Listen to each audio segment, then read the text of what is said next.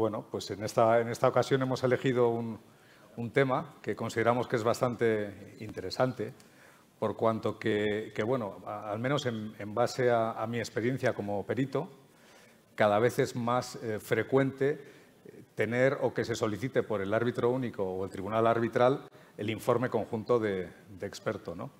Entonces, bueno, para tratar algunos aspectos del informe conjunto de expertos, hemos congregado aquí a 3 profesionales que tienen cada uno un perfil diferente que nos puede dar una opinión, una perspectiva diferente, ¿no?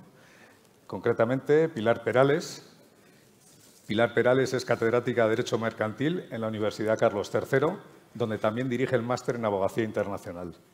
Es también directora del MUD Madrid, competición en español sobre arbitraje y Derecho Mercantil Internacional organizada por la Universidad Carlos III de Madrid y la CENUDMI UNCITRAL. Participa también Pilar habitualmente como árbitro tanto en disputas nacionales como internacionales y forma parte de los órganos de dirección del CEA y del CIAN. Además, es consejera independiente del Grupo Mapfre de Seguros. Contamos también con la perspectiva mixta, vamos a decir, de Dorleta Vicente. Dorleta Vicente inició su carrera en Uría Menéndez, donde bueno, pues, ahí adquirió su perspectiva o de asesora externa, pero posteriormente se incorporó a la dirección corporativa de asesoría jurídica de Repsol, donde era gerente en el área de contencioso y actualmente es directora de asesoría jurídica de Coembes. Ella nos puede dar una perspectiva de la empresa cliente o de parte en un arbitraje y también pues esa trayectoria anterior de asesora externa le ha permitido tener, digamos, una mejor conexión con los abogados externos que trabajan o colaboran en los asuntos que atañen a las empresas en las que ha trabajado como in-house, ¿no? Y finalmente, Fernando Gutiérrez. Fernando Gutiérrez es socio responsable del Departamento de Procesal y Arbitraje de Pinsent Masons en Madrid. Es abogado del Estado actualmente en excedencia. Fernando cuenta con una enorme experiencia en disputas civiles, comerciales y mercantiles, así como en asesoramiento precontencioso. Fernando ha ejercido durante más de 20 años como abogado procesalista de arbitraje y resolución de conflictos mercantiles y comerciales, actuando tanto en tribunales como en instituciones arbitrales. Cuenta con una importante práctica en el asesoramiento y la resolución de disputas tecnológicas derivadas de sus años como secretario general del Instituto Nacional de Tecnologías de la Comunicación. Además, ha asistido como consultor internacional para el Gobierno de la República Dominicana, elaborando y desarrollando un proyecto de ley de proceso contencioso. Gracias a los 3. Y bueno, vamos a hablar de un instrumento, decía antes, que cada vez más frecuente en los arbitrajes. Siempre ha estado ahí, pero bueno, mi experiencia es que cada vez nos lo solicitan más. A partir del momento en que se solicita, bueno, pues siempre, si no hay unos protocolos establecidos o no quedan claros los términos de la intervención de ambos peritos de parte en la elaboración del informe, pues es donde se pueden generar turbulencias, ¿no? Como se titula esta ponencia. Mi experiencia es que generalmente todo queda claro, ¿no? Y no se producen esas turbulencias. Al final, los peritos intervenimos, firmamos nuestros informes con unas argumentaciones técnicas y económicas, con unas conclusiones, informes si hace falta de réplica, de dúplica, la vista oral. Y en algún momento, en los arbitrajes, puede solicitar el tribunal o el árbitro único, puede solicitar ese informe conjunto, ¿no? Entonces, bueno, ahí pues se suscitan una serie de cuestiones que son, digamos, en las que vamos a basar las preguntas que os voy a lanzar, ¿no? Yo, para empezar, te pediría, Pilar, que nos metas un poco en contexto, ¿no? Es decir, ¿cuál es el panorama normativo legislativo en relación con el informe conjunto de experto? Bueno. Buenas tardes a todos. Muchas gracias, Javier. Muchas gracias a BDO. Por supuesto, muchas gracias a Javier, a Sonia, al Open. La verdad que este evento es la maravilla de los eventos que tenemos en el mundo del arbitraje y lo bien organizado, la verdad que está el evento. Así que, de verdad, enhorabuena a todos los organizadores, ¿no? Y un placer, la verdad, compartir el panel con mis compañeros de mesa. Bueno, respondiendo a tu pregunta, la verdad es que es relativamente sencilla de responder porque poco, nada, prácticamente a nivel de leyes de arbitraje. La verdad es que en las leyes de arbitraje no se estipula nada sobre la posibilidad de un informe conjunto de expertos. En la estructura básica que solemos ver en las leyes de arbitraje, por ejemplo, si miramos la ley modelo de arbitraje, y en este sentido también casi todos los países que siguen la ley modelo, incluido también la ley española, pues tienen una única disposición sobre los peritos y en el sentido, sobre todo, de enfocarse en la posibilidad que tiene el árbitro de designar un perito. Y muy al final te dice, o se refiere también a la facultad obvia y por lo demás la más utilizada también en la práctica, que tienen las partes de... Gracias. A ver si ahora voy a hacer doble eco.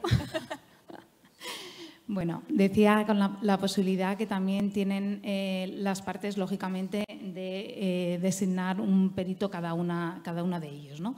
Y básicamente el derecho de las partes a interrogar al perito en la audiencia que designe el tribunal arbitral. Y a nivel reglamentario, poco más. Es verdad que los últimos reglamentos, ya comenzando también con el reglamento de la CENUTMI del 2010, desarrollan un poco más en relación con los temas de independencia e imparcialidad de los peritos. En este punto, la verdad que también está muy bien el código del CEA, porque además dispone de un anexo de modelo de aceptación de los peritos, que además tienen que, bajo ese modelo de aceptación, se someten también a todo el código de conducta que deriva del CEA, que yo creo que también es un avance interesante en la materia, ¿no? Y sobre el informe conjunto, como digo, no se dice nada, ¿no? Si rebuscas un poco en el área del soft law arbitral, es donde podemos encontrar, si bien la verdad que muy tangencialmente y escondido dentro de las normas dedicadas a los peritos, donde puedes encontrar algo, ¿no? En este sentido, por ejemplo, la guía de la CCI para efectos de reducción de tiempos y costes en el arbitraje recomienda la técnica del informe conjunto de los expertos como una de esas técnicas de reducción de costes y tiempos, ¿no? Más conocidas seguramente son las reglas de la IVA sobre prueba, que ya en el 2010, pero lógicamente también lo sigue manteniendo en la última edición de 2020, al hilo de los peritos nombrados por las partes, y tiene una disposición donde efectivamente se establece lo que es básicamente el modelo estándar de lo que encontramos en el mundo del arbitraje acerca de ese informe conjunto de expertos, en el sentido de que los árbitros tienen la potestad, oídas las partes, por lo tanto, y esto es importante, no se necesita, en principio bajo las reglas de la IVA, el consentimiento de las partes para que el tribunal arbitral pueda ejercer la discreción de exigir o de pedir este informe conjunto de peritos, lo cual desde mi perspectiva es por lo menos discutible y se podría debatir pues, seguramente en el panel. Y establecida, como decía, esta facultad que tiene el tribunal arbitral, el mecanismo es que se solicita ese informe conjunto, se emite en principio el mismo y se debate por las partes. Ese informe conjunto, las partes tienen obviamente la posibilidad de debatirlo junto con el tribunal arbitral en la audiencia que se haga al efecto, en lo que se llama la conferencia de testigos, el hot tubing, que no es poner a los peritos en una sauna, aunque la verdad tampoco sería, podríamos intentar ver ese proceso a ver si sale algo de ahí, sino nuestro famoso careo, obviamente, de testigos, que también es una parte importante del proceso, ¿no? Y este es el modelo básico y no se dice mucho más, ¿no? Destacan también las reglas de Praga, que también contiene unas disposiciones parecidas a la que acabo de indicar de las reglas de la IRE, quizás con la originalidad que se refiere a que el informe conjunto puede realizarse no solo respecto de los peritos nombrados por las partes, sino también ese informe conjunto involucra, en su caso, al propio perito experto que haya designado el tribunal arbitral, ¿no? Algo encontramos también en las guías del Chartered Institute de arbitraje en relación también con los peritos nombrados de parte, y también en el protocolo de careo de testigos, también ahí encontramos alguna traza sobre esta cuestión. Pero como estoy diciendo, más bien poco, y por lo tanto hay que abrocharse los cinturones, porque yo sí que creo que comienzan las turbulencias precisamente por los vacíos, el silencio que puede existir en la materia, y si las partes no lo a también, a lo mejor en el protocolo, pues realmente pueden surgir inconvenientes, aunque, bueno, según Javier nos ha dicho al principio, él, al menos en su práctica, no ha tenido demasiados problemas. Bueno, muchas gracias, Pilar. No hemos tenido problemas, pero sí que incertidumbres. En relación con lo último que hablabas, ¿no?, que si en la orden procesal o no se acuerda específicamente entre las partes, en el caso de que se solicite un informe conjunto de expertos, quiénes serán los interlocutores y una serie de cuestiones muy relevantes, pues ahí es donde pueden generarse las turbulencias, ¿no? Mi experiencia es que en muchos casos esto no está previsto en la orden procesal, o si está previsto no está articulado cuál es el protocolo a seguir, ¿no? Pero bueno, los letrados de parte siempre están a todas y siempre lo solucionan. Y en ese sentido, Fernando, te quería preguntar, ¿no? Tú como llevas más de 20 años interviniendo como letrado de parte en estos asuntos, desde esa perspectiva, ¿cuáles son las ventajas e inconvenientes que ves en la designación o en la solicitud de este informe, ¿no? Pues, hombre, primero, muchas gracias a BDO, a Javier, a la organización, evidentemente, mis compañeras. Voy a enlazar con lo que decía Pilar, es decir, el principal, y casi poniéndonos en la parte mala, es decir, la turbulencia o el riesgo, que el riesgo siempre es el miedo a lo desconocido o a un trámite nuevo que a los letrados nos pone un poco los pelos de punta. Es decir, al final no oculto nada en que la principal idea que tenemos los letrados cuando somos representantes de parte en un proceso arbitral es defender, mantener la estrategia, lo que tenemos en nuestra cabeza, que sea exactamente lo que entiende el árbitro, la corte arbitral, antes de tomar la decisión oportuna, y que eso también se traduce en que el perito haya entendido bien el encargo. De manera que cualquier trámite que se sale un poco del orden que uno tiene establecido en la cabeza, pues ya en sí supone un riesgo. Un riesgo que evidentemente obliga a un esfuerzo adicional de instrumentar bien eso, porque al final, claro que hay una ventaja.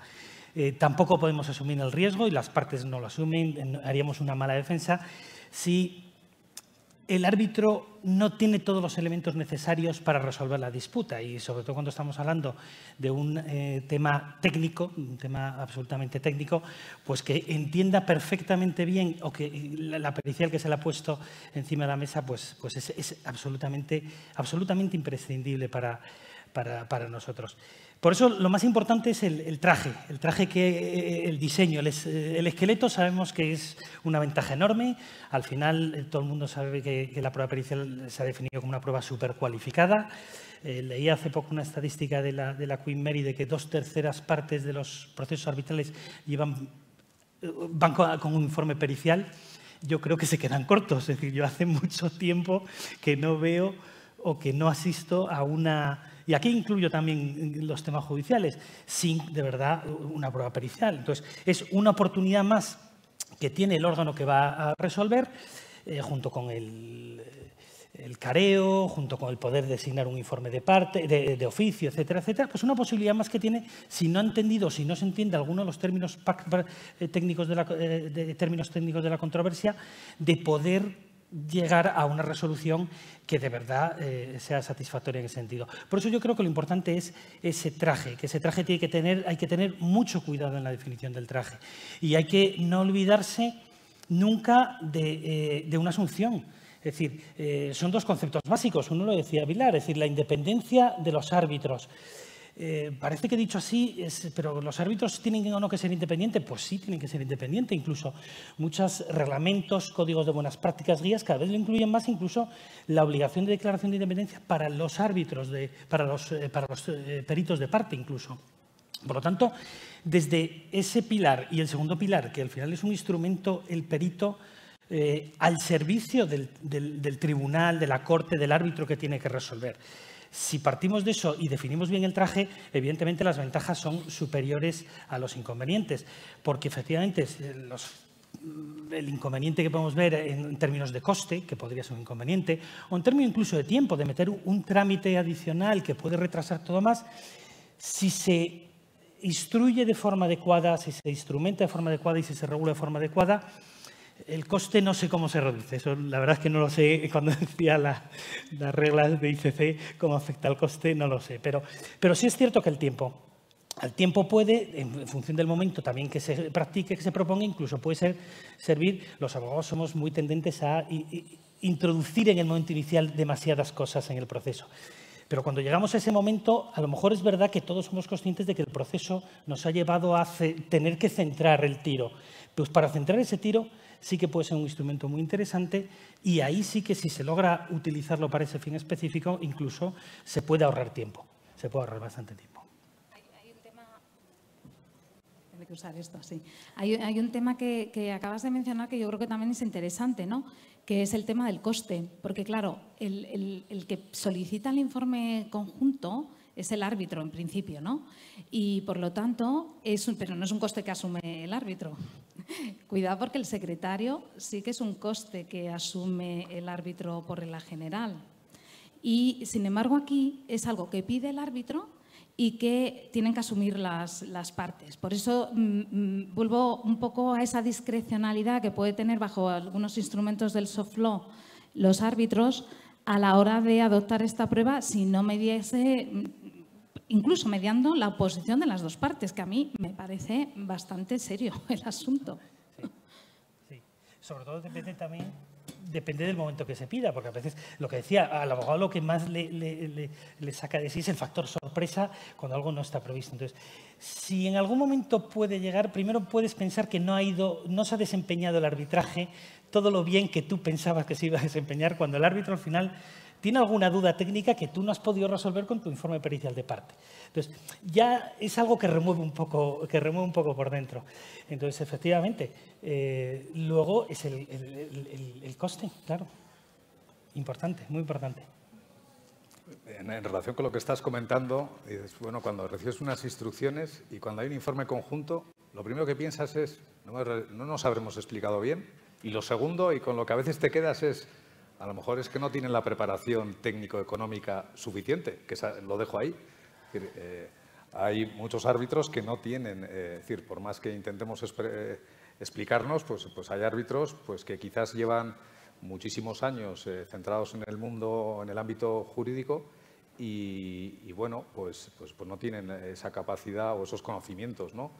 Y en ese sentido, voy a preguntarte, Dorleta, si sería una alternativa que alguien estuviera acompañando al tribunal desde el primer momento o al final, un experto. Es decir, el informe conjunto son digamos, los peritos de parte que reciben unas instrucciones y allí van a poner de manifiesto en aquello que están de acuerdo y lo que están en desacuerdo, ¿no? Bueno, eso puede desenredar o no la situación, pero otra alternativa sería, Dorleta, designar, decía antes, un tercer perito que acompañe al tribunal en todo momento. Bueno, antes de empezar, pues como han hecho mis compañeros, agradecer a Javier y a Bedeo la participación, a Javier, a Lopen y a Sonia, que ni coja se lo ha perdido. Y a tu pregunta, yo vuelvo un poco, yo aquí en mi bicefalía llevo el gorro de empresa, o sea, desde luego un tercer perito no deja de ser otro coste adicional para la empresa en un sistema que es significativamente caro. Entonces, por más que te guste hacer amigos y acabes de decir que igual los árbitros no son lo suficientemente capaces como para entender a los peritos de parte… Algunos, unos pocos. Yo creo que parte de la esencia precisamente del arbitraje frente a la jurisdicción ordinaria es que el señor que está ahí sentado o la señora que está ahí sentada tiene que conocer de lo que se va a hablar. Entonces, presumir desde el principio que va a hacer falta un tercero para explicarle lo que han dicho los expertos me parece complicado. Y luego, además, como bien decían, metes más incertidumbre al proceso. O sea, ahí sí que pierdes el control por completo. Ya no es que no controles lo que va a pasar entre el experto que se sabe lo que tú le has pedido y el contrario, sino que hay un tercer señor ahí pues que tampoco sabes muy bien por dónde te puede salir. O sea, metemos como más incertidumbre en el proceso. Dicho esto, obviamente, si nos planteamos en una situación en la que el tema es particularmente complejo, sabemos que los informes periciales van a ser difíciles de entender incluso para un experto en la materia, pues parece que sí sería una solución viable. No sé, ¿qué pensáis vosotros? Yo estoy de acuerdo 100% con una cosa que has dicho que es muy importante y es una de las grandes ventajas del arbitraje frente al mundo judicial, que es que se participa en la elección del árbitro, de manera que sería un error, evidentemente, que ya nadie comete, descuidar ese momento de elección de los árbitros basado en su expertise y sus conocimientos. De manera que, evidentemente, estamos hablando de arbitrajes complejos, con una parte técnica muy compleja, de manera que nadie comete ese error y se espera que el árbitro tenga conocimiento técnico de la materia, porque los tiene y porque seguro que lo tiene. Y además no va a ser la primera vez que se encuentra a evaluar un informe de expertos. No va a ser la primera vez que sabe que los dos informes que tienen parte a lo mejor está mezclando en algunos lados peras con manzanas. Y es su labor también llegar a hacer que la ecuación, efectivamente, ir despejando incógnitas hasta llegar a una sola incógnita en esa ecuación. Y yo creo que la profesionalización del arbitraje, que todos, gracias a Dios, los que, o por desgracia, los que empezamos a tener cierto tiempo, hemos visto esa profesionalización del arbitraje, ese riesgo no lo vemos como muy real ahora mismo. El arbitraje es un arbitraje muy profesional, donde efectivamente el árbitro sabe perfectamente cuando, o la corte, cuando un perito pues no ha cogido o está cogiendo unas asunciones que no son exactamente las que los hechos del caso requieren. Todo eso se sabe.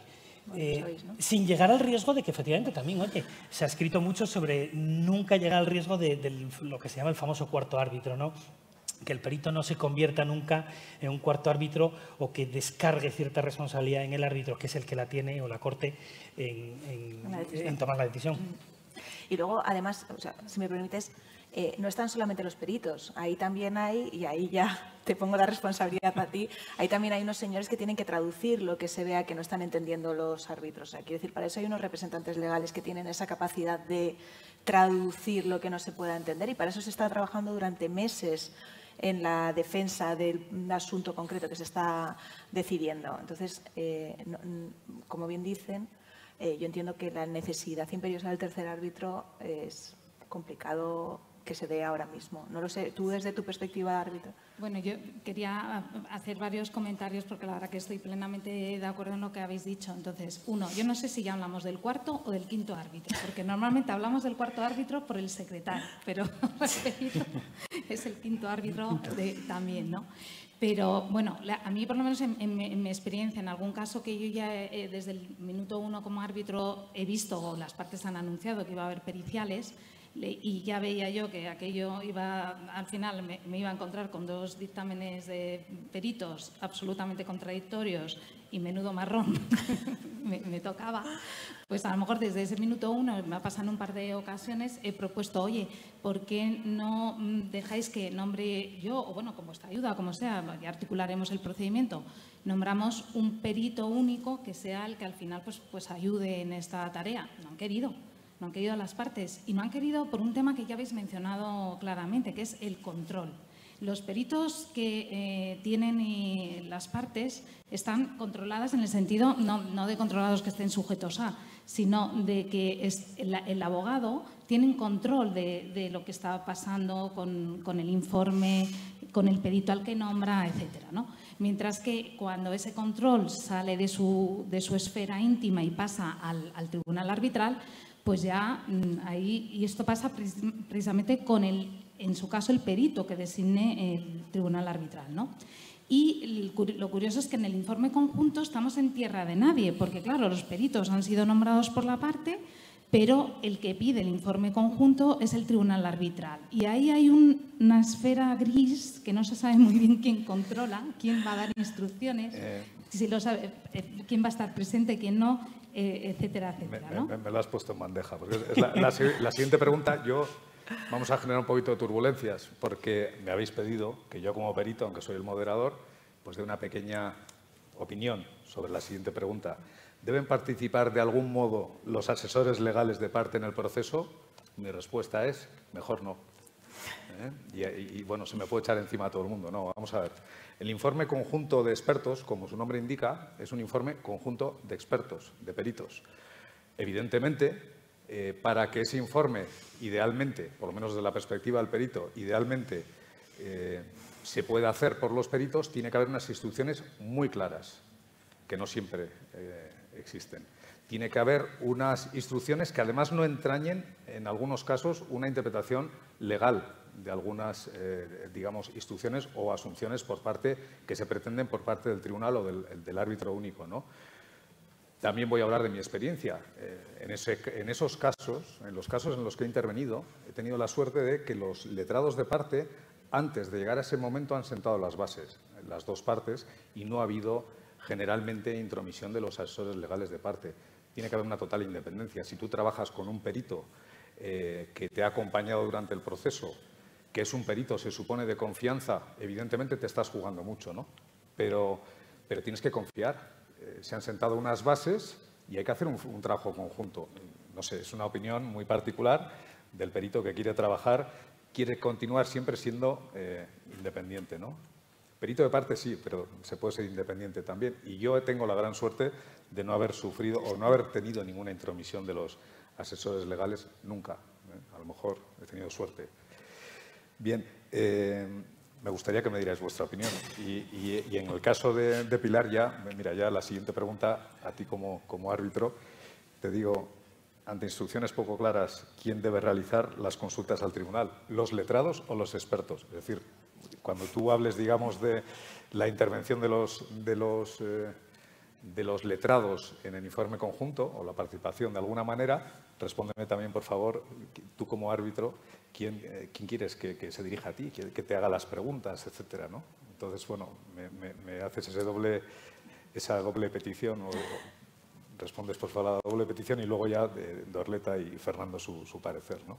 Bueno, aquí nuevamente, y viendo un poco también el panorama normativo, silencio total, con lo cual realmente poco ayuda en los textos, ninguno te ayuda nada a la hora de ver esta cuestión, ¿no? A ver, si al final el informe conjunto es algo que pide el tribunal arbitral, tiene que marcar, lógicamente, cuáles son las instrucciones, cuál es el mandato, ¿no?, que tienen los peritos. Es verdad que esto puede ser también difícil para los árbitros, porque a veces, si estamos hablando de temas muy técnicos, puede ser que pues se le escape de cierto control también estos temas al propio tribunal arbitral, ¿no? Y por eso precisamente necesita la asistencia de esa ayuda técnica, ¿no? En todo caso, lo que puede suceder es que esas instrucciones en un momento dado no sean del todo precisas, no sean del todo claras cuando los peritos se pongan conjuntamente a trabajar. Ahí estoy de acuerdo, es verdad que es mejor que los peritos estén solos, digamos, trabajando, aunque bueno, sujeto a su mejor opinión o a vuestra mejor opinión sobre esta cuestión. Pero si hay instrucciones que no son claras, yo no vería, bajo mi perspectiva, ningún inconveniente en que los peritos conjuntamente volviesen al tribunal arbitral solicitando aclaraciones, preguntas relativas al objeto del mandato, ¿no? Lógicamente, y obviamente, con copia a todo el mundo involucrado en el procedimiento arbitral, ¿no? Una cosa no quita a la otra. De la misma manera, tampoco me resultaría incómodo para nada si esas preguntas se dirigiesen por parte de los peritos a los abogados y fueran los abogados los que viniesen hacia el tribunal arbitral a realizar esas preguntas. La verdad es que para mí me sería en este punto bastante indiferente y habría que, lógicamente, acordarlo en el protocolo que se llevase a cabo con las partes. Muy bien, muchas gracias. Dorleta, brevemente tu opinión. Muy breve. O sea, es cierto que los peritos tienen que ser independientes y todos asumimos que los peritos son independientes. Entiendo que está en la labor previa de búsqueda del perito y en una buena asesoramiento legal el buscar un perito que coincida con tu planteamiento, que no quiere decir que compre tu planteamiento, sino que coincida con tu planteamiento. Eso es así. Pero desde el punto de vista del cliente, del que se está jugando los millones, pues nos deja cierto confort que de alguna forma la defensa letrada está involucrada no a efectos de influir en el informe conjunto, pero sí de la gestión, de las dudas, de lo que pudiera surgir. O sea, desde el punto de vista del cliente, entiendo que aunque sea molesto para los peritos, da cierto confort que tengas a tu letrado ahí ayudando al perito en su labor de ejercicio conjunto del informe. Sí, eso está un poco en relación con lo que comentaba, ¿no? O sea, si las bases, las instrucciones son claras o si se aclaran incluso antes de hacer el informe conjunto, nosotros estamos de acuerdo, pues ahí a lo mejor tienen o no que intervenir los letrados, pero siempre de forma previa a la elaboración del informe. Esa es mi opinión, ¿no? O sea, Hombre, digamos que estamos más o menos alineados, ¿no? Fernando. Más o menos, se me ve en la cara que No, ya estoy sabía. para el otro lado. ¿No? A lo mejor no tenía ni que responder. Lo sabía. Estoy para el otro lado. Pasamos palabra. Yo es que creo No, me sorprende. Yo creo que esa es la gran ventaja del arbitraje, que la independencia del perito está fuera de cualquier duda. Primero porque el árbitro, si un perito no es independiente, le va a pillar, vamos. Esto no es como un juicio donde llegas al juicio y no sabes si te van a dejar 15 minutos o 2 horas para interrogar al perito, donde a lo mejor cuelas un poco. En un arbitraje no pasa eso. Entonces, fuera de toda duda la independencia del perito, yo creo que el abogado, claro que tiene que participar. Pero tiene que participar, y ahora voy incluso al extremo, antes, durante y después. Por supuesto, en la determinación de las instrucciones, en si hay que hacer un template, un modelo, casillas que haya que rellenar, porque son las asunciones básicas para esto. Durante también, a mí se me hace muy raro una interlocución directa de peritos con el tribunal arbitral. Muy raro. Es decir, aunque sea desde el punto de vista práctico, que de repente un email directo o un teléfono directo, se me hace muy raro. Yo creo que para eso están los representantes. Y, en último lugar, después, yo como abogado, y porque quiero mantener el control, y no digo nada raro, necesito mantener ese control, quiero reservarme el derecho de revisar ese informe pericial. No revisar desde el punto de vista evidentemente técnico, pero seguir ahondando si entiendo que no resuelve todo lo que se decía o todo lo que quería el árbitro, poder incluso contrarrestar con otra pericial alguna de las cosas. Es decir, eso no es el punto final del proceso. Porque entonces volvemos a lo de antes, de que ya parece que tengo que decir a mi cliente, tiramos la toalla, lo que leas aquí es lo que vas a encontrar en el laudo. Me niego. Es decir, quiero seguir participando en eso, quiero seguir haciendo comentarios, quiero poder hacer alegaciones si entiendo que han tomado alguna asunción, no el resultado final, pero si alguna asunción todavía sigue siendo errónea, quiero seguir haciendo eso, porque cuidado, ahora jugamos con otro principio, que este ya no es soft, este es duro, es decir, la contradicción.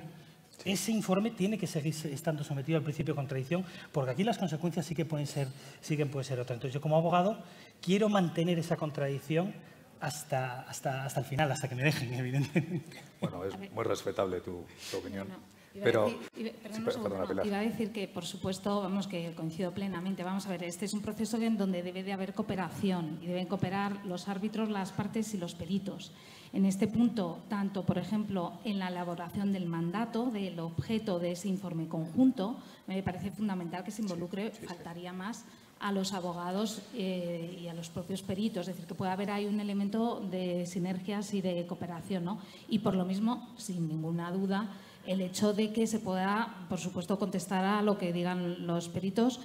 Y para ello sería bueno, por ejemplo, hacer un informe primero previo, un borrador, por ejemplo, de informe conjunto, que se pueda matizar, se pueda discutir, se pueda ampliar, se pueda un poco ir ajustando a las necesidades de lo que sea el objeto del arbitraje, luego un informe final y ya luego se pasaría efectivamente para los puntos discrepantes sobre todo al tema del careo, que sería quizás la técnica más oportuna para eso, ¿no?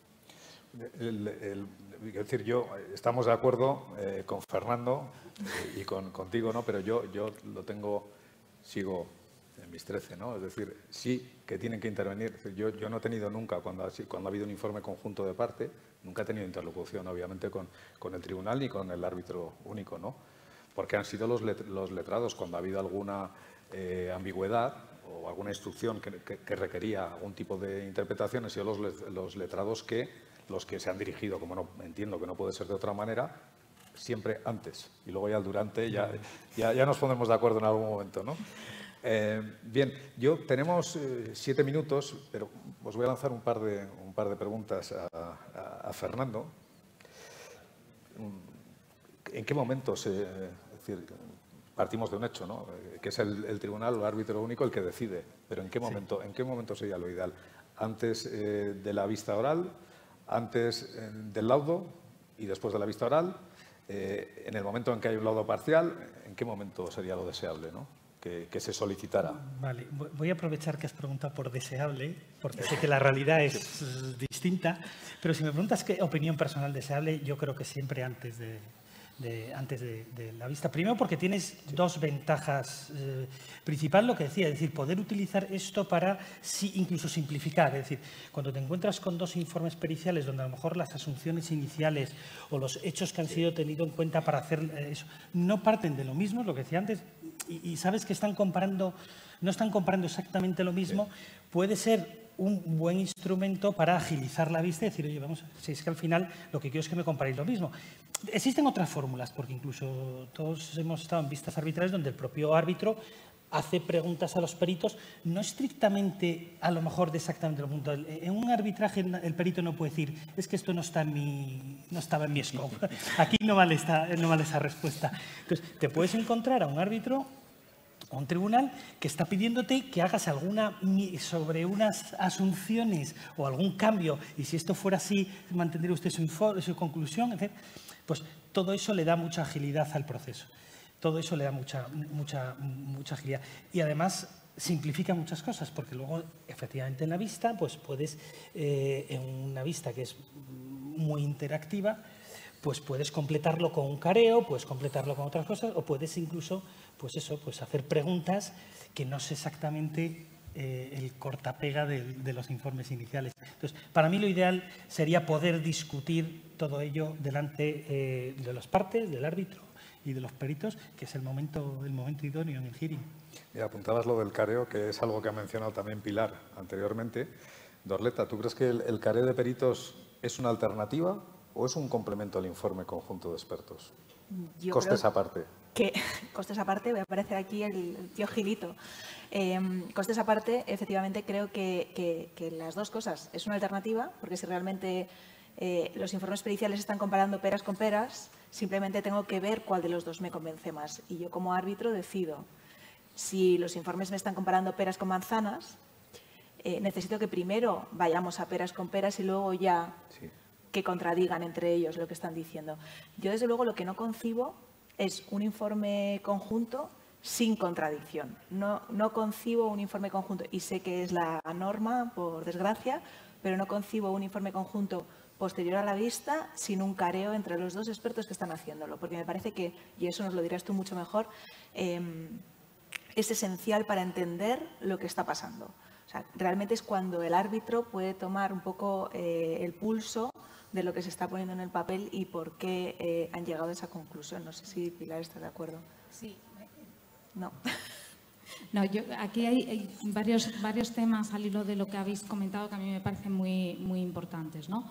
Respecto al momento en el cual se va a prever esta posibilidad, yo creo que lo ideal, visto el silencio que tenemos en las normativas, y salvo que te aplique alguno de estos textos del soft law, donde más o menos tienes cierta reglamentación, yo la verdad es que creo que como árbitro sería bueno que en los términos, en los terms of reference o en la primera orden procesal o en el acta de emisión o en alguno de estos documentos iniciales ya se establezca la posibilidad, se reserve el tribunal arbitral la posibilidad de solicitar el informe conjunto para evitar precisamente que luego te boicoteen durante el proceso alguna de las partes. Oye, luego se puede pedir o se puede no pedir porque va a depender también a lo mejor quizá en ocasiones del desarrollo del procedimiento. Pero yo creo que visto esto de problema de silencio en las normativas, desde luego me lo reservaría en algún documento inicial, ¿no? Es curioso que los diferentes textos se refieren muy ligeramente al momento. Por ejemplo, en las reglas de la IVA te dicen que incluso antes de que emitan los peritos su propio informe, ya el tribunal arbitral puede pedir el informe conjunto.